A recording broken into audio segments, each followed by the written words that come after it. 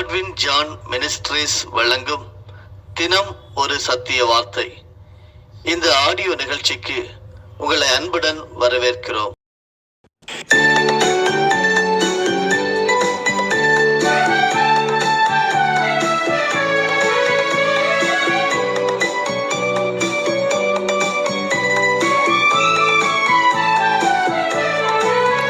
மகிழ்வோம் மகிழ்வோம் தினமாக மகிழ்வோம், இயேசுராஜன் நம் சொந்தமாயினார். இந்த பாடலத்தின் சொந்தக்காரர் அவர், இந்த உள்ளத்தின் சொந்தமானார். ஆனந்தமே பரமானந்தமே, இது மாபெரும் பாக்கியமே. இந்த பாடலத்தின் சொந்தக்காரர் அவர், இந்த உள்ளத்தின் சொந்தமானார்.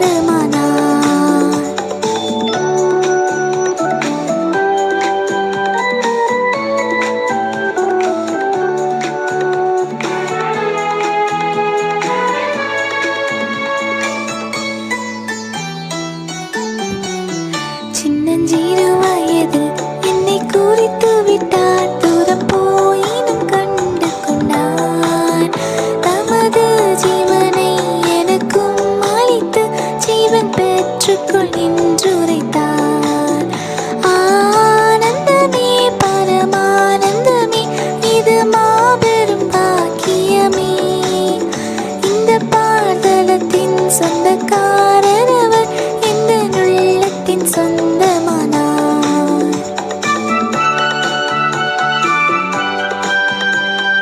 Praise the Lord.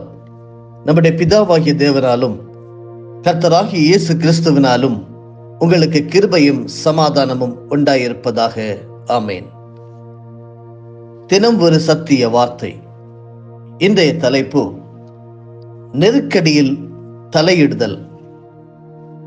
வேதாகமத்தின் ஆதார வசனம் எசேக்கியேல் 3:18.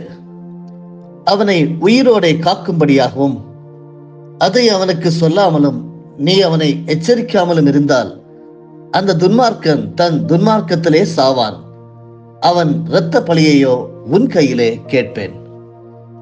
இன்றைய முதலாவது தியான பகுதி எசேக்கியேல் 3:16 முதல் 21 முடிய.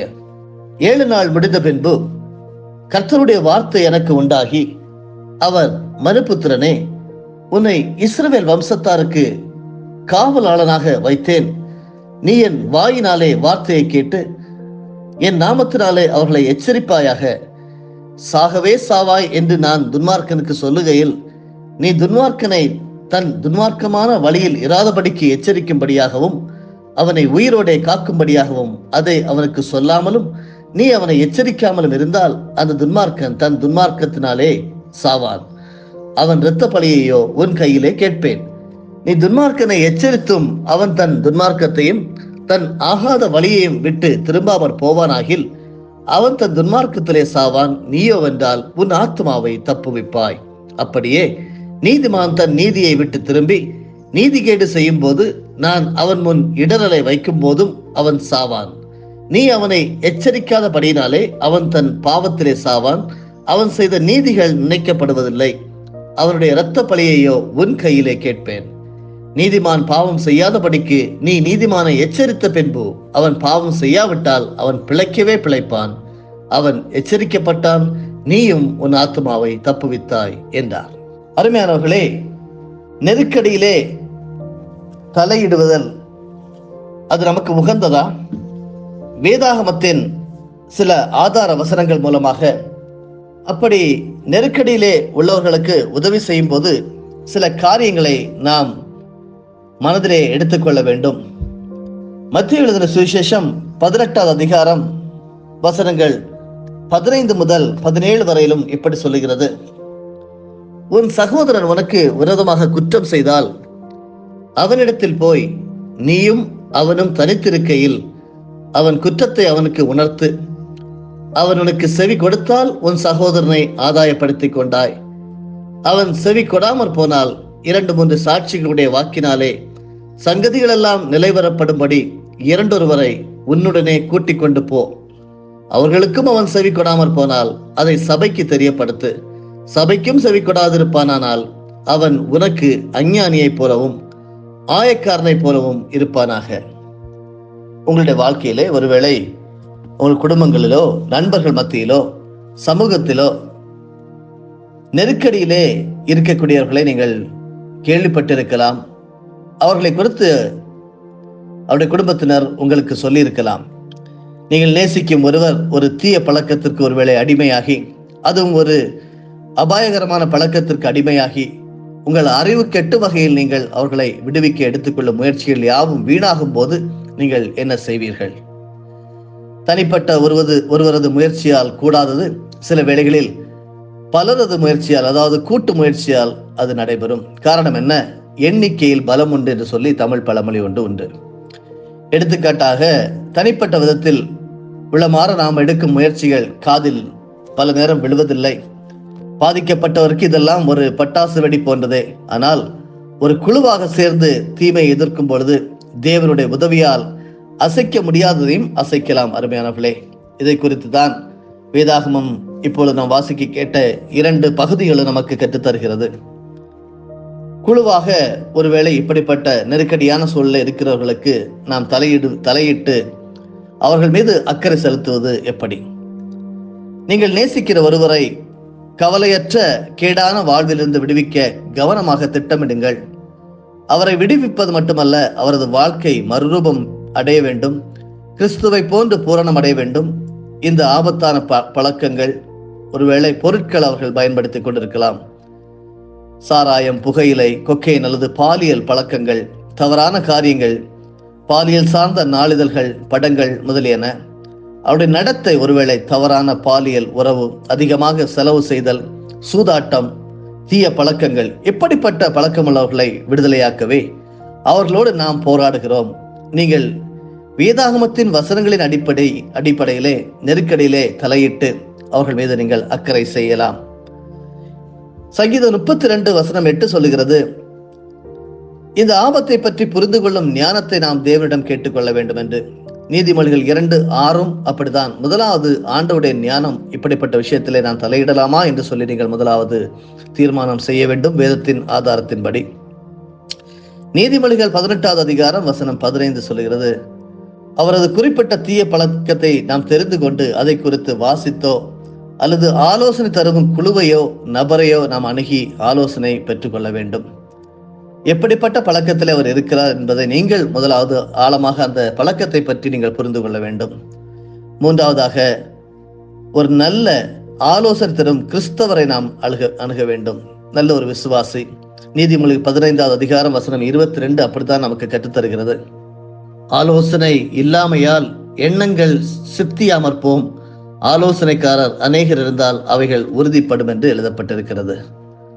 அதே போல நீதிமொழிகள் 19:20 சொல்லப்பட்டிருக்கிறபடி, ஒரு ஆலோசனை நிபுணரை சந்தித்து திட்டங்கள் வகுத்து பாதிக்கப்பட்டவரையும் அவரது குடும்பத்தையும் பாதுகாக்கும் வழிகளை நாம் தெரிந்து கொள்ளலாம். நீதிமொழிகள் 14:25 பாதிக்கப்பட்டவரை சார்ந்த முக்கிய நபர்களோடு நாம் முதலாவதாக கலந்து ஆலோசித்து அவர்களையும் நம்மோடு சேர்த்து கொண்டு நெருக்கடியில் தலையிடலாம். நீதிமொழிகள் 27:5-6 படி ரகசியமாக யாவரும் ஓரிடத்தில் கூடி எப்படி எப்போது ஒவ்வொருவரும் என்ன கூற வேண்டும் என்பதை நாம் தீர்மானம் செய்யலாம். கடைசியாக 2வது முறையும் கூடி அந்த பாதிக்கப்பட்ட நபரையும் சேர்த்து கொண்டு ஒருவர் பின் ஒருவராக திட்டமிட்டபடி நாம் பேசலாம். இப்படி செய்யும் போது 6 விதமான வேண்டுதல்கள் உங்களுக்கு முன்பாக நான் வைக்கிறேன். குழுவாக ஒருவேளை நீங்கள் நெருக்கடியில் தலையிடுகிற சில ஜனங்களோடு, தனிநபரோடு நீங்கள் அவர்கள் எதிர்க்கும் அளவுக்கு ஒருவேளை நீங்கள் அக்கறை செலுத்துவர்களாக இருந்தால், குழுவாக செயல்படுபடும் போது கவனிக்க வேண்டிய 6 காரியங்கள். முதலாவதாக, தனிப்பட்ட விதத்தில் தாக்க வேண்டாம், உறுதிப்படுத்துங்கள். நான் உன்னை எவ்வளவு நேசிக்கிறேன் என்பதை நீ அறிந்து கொள்ள வேண்டும், உன்னை மதிக்கிறேன் என்று நீங்கள் சொல்ல வேண்டும். எபேசியர் 4:29 கெட்ட வார்த்தை ஒன்று உங்கள் வாயிலிருந்து புறப்பட வேண்டாம், பக்தி விருத்திக்கு எதுவான நல்ல வார்த்தை உண்டானால் அதையே கேட்கிறவர்களுக்கு பிரயோஜனம் உண்டாகும்படி பேசுங்கள் என்று கூறுகிறது. 2வதாக, கடந்த காலம் நீங்கள் கண்ணால் பார்த்த 1-2 எதிர்மாறான காரியங்களை கூறுங்கள். என்னை விட்டு தூரமாக போகிறாய், கடந்த இரவு நீ வீட்டுக்கு வரவில்லை, சிற்றுண்டி சாலைகள், பில்கள் எனக்கு கிடைத்துள்ளன.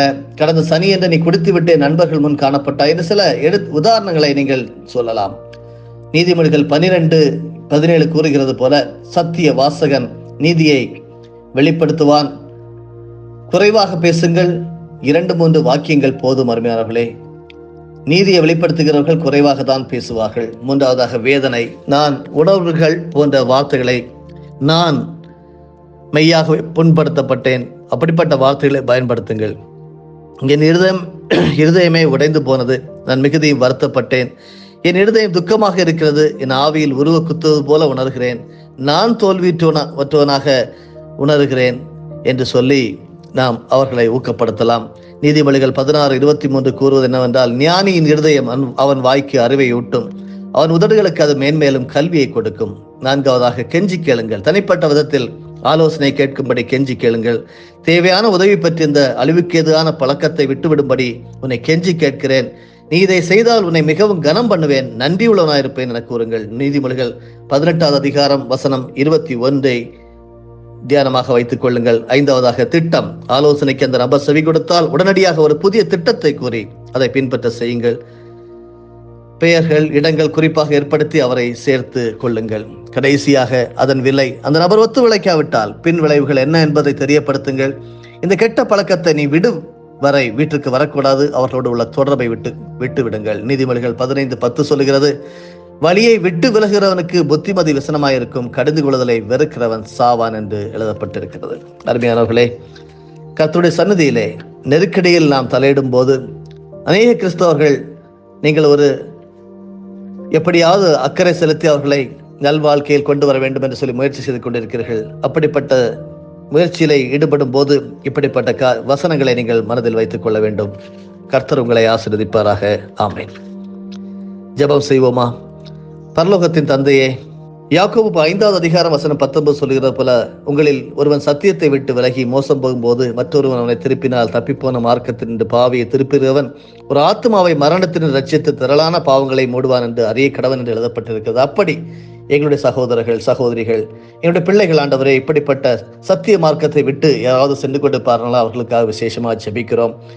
அவர்கள் ஆண்டவரை திரும்பி வரட்டும். எங்களை நீர் அந்த காரியங்களில் பயன்படுத்தி ஞானமுள்ளவர்களாக கலந்து கொள்ள உதவி செய்யும். அவர்கள் மனமாற உதவி செய்யும். இயேசு கிறிஸ்துவின் மூலமே ஜெபிக்கிறோம் பிதாவே. ஆமென்.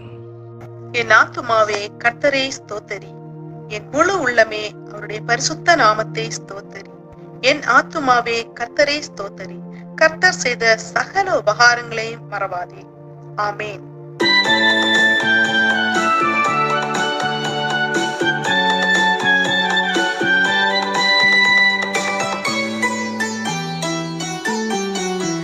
இந்த சூழ்நிலையும் அவர் அன்பினின்று என்னை பிரிக்காது காத்துக் கொள்வார். என்னை நம்பி அவர் தந்த பொறுப்பதனை அவர் வரும் வரை காத்துக் கொள்வேன். ஆனந்தமே பரமானந்தமே, இது மாபெரும் பாக்கியமே. இந்த பாதலத்தின் சொந்தக்காரர் அவர், இந்த உள்ளத்தின் சொந்த